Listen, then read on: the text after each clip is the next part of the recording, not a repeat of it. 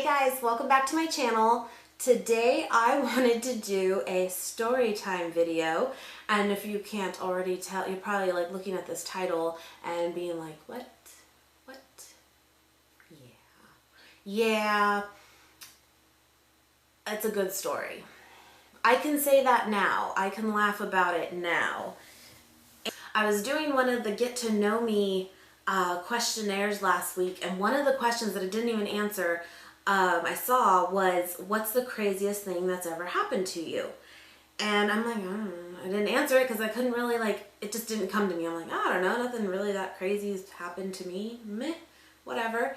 And later I thought about it and I'm like, oh, duh.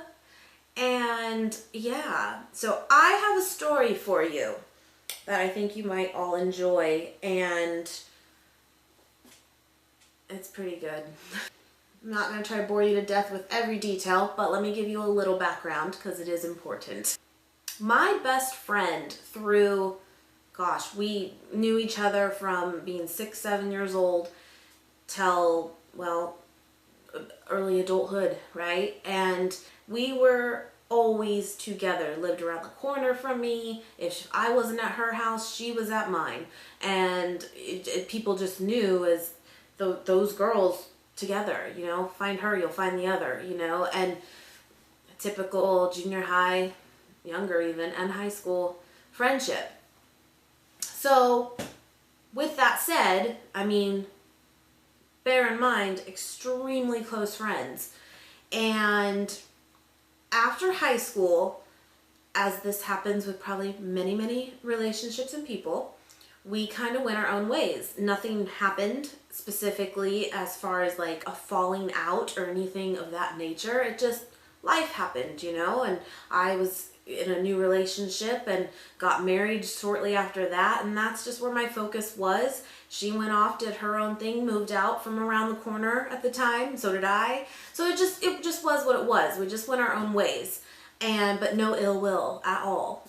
And so, just to give a little background, graduated in 2003 from high school and got married in 2005.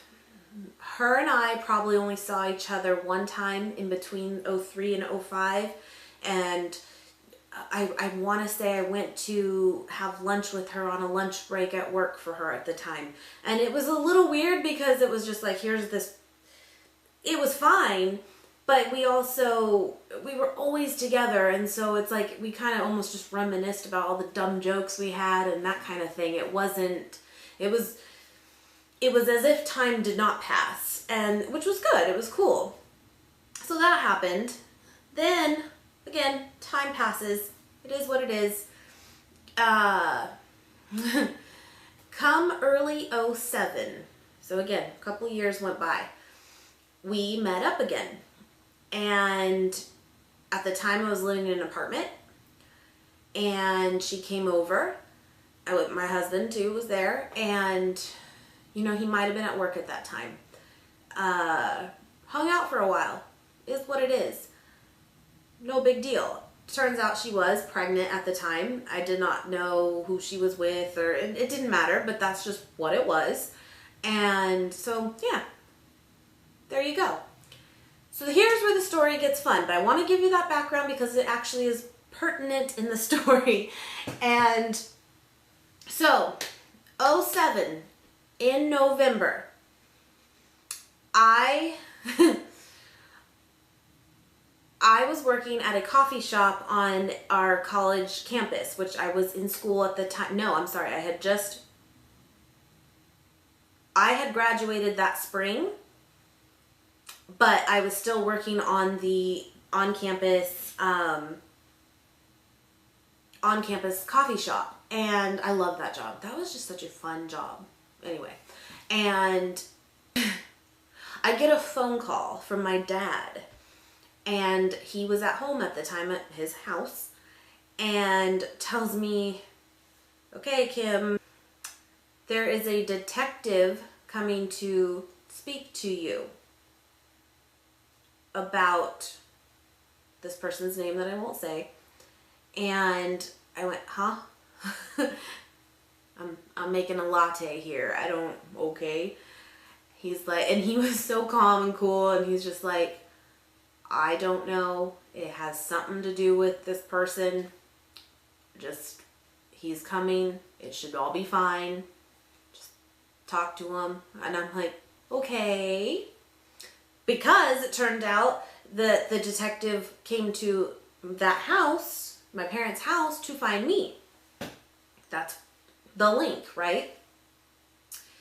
And on my ID, gave that address still, because I never had even changed it from moving out recently and all that. So, bear in mind, that same day, that identical day, after I was going to be done with my shift at work, I was going to be on my way to another job interview that I really wanted. And so that was in my mind too. And, you know, just getting, you know, geared up for this interview.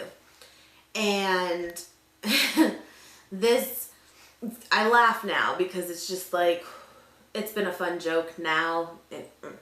So this PD, this detective, comes, walks up, he has his little folder, and he was a very, like, not intimidating guy, I will say. And he came up and he asked, you know, are you Kimberly? And I'm like, yeah.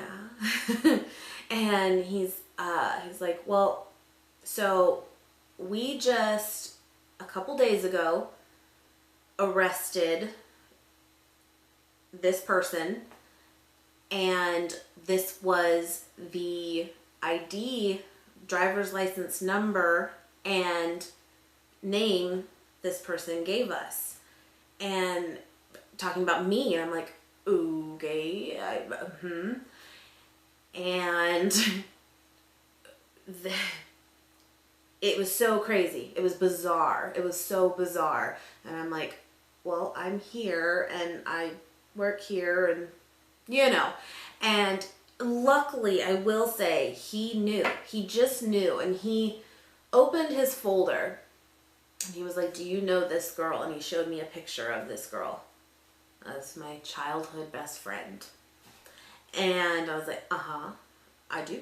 I used to know her well, you know, and showed me another picture of another guy that I did not know.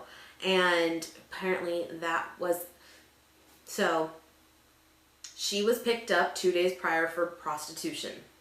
She gave them, apparently she did not have her ID on her. Where would you put it? Sorry.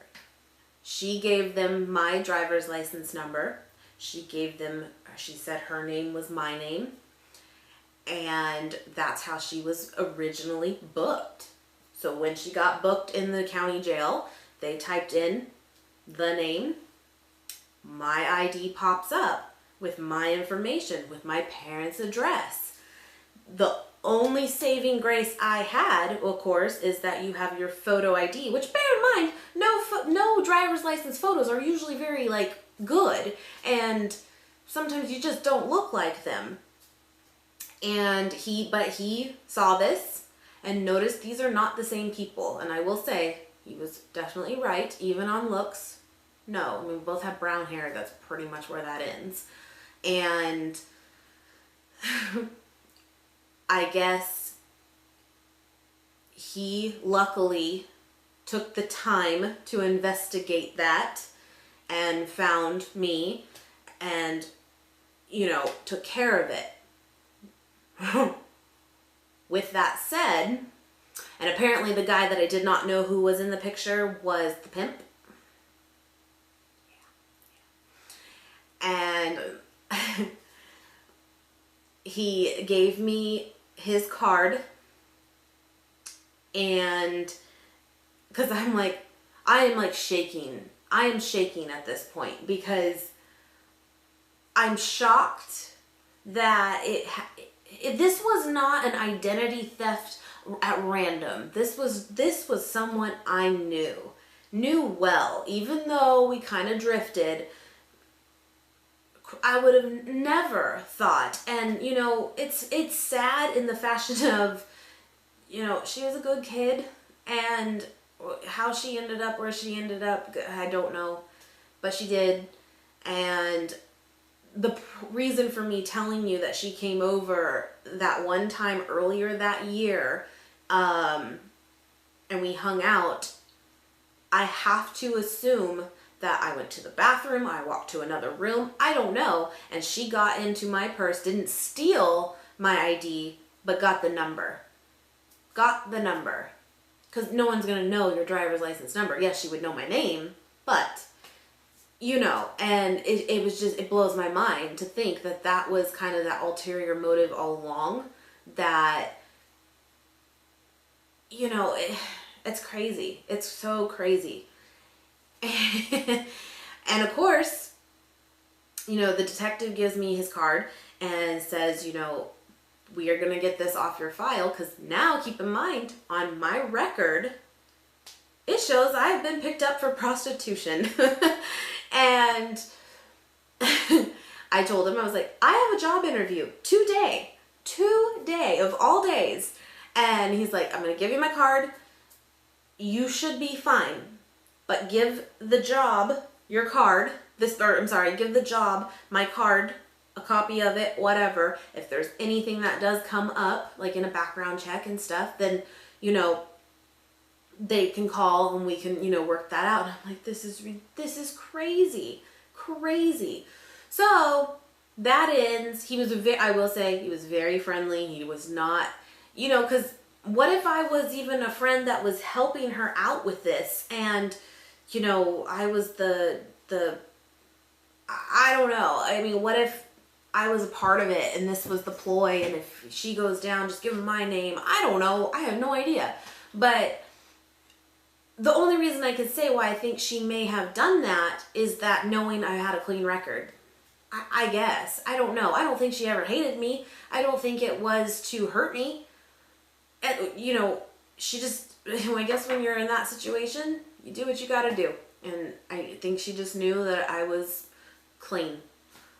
I don't know. I still don't know to this day. And anyway, though, I went to my job interview, and this is the point of the story, I think, though, too, at this time.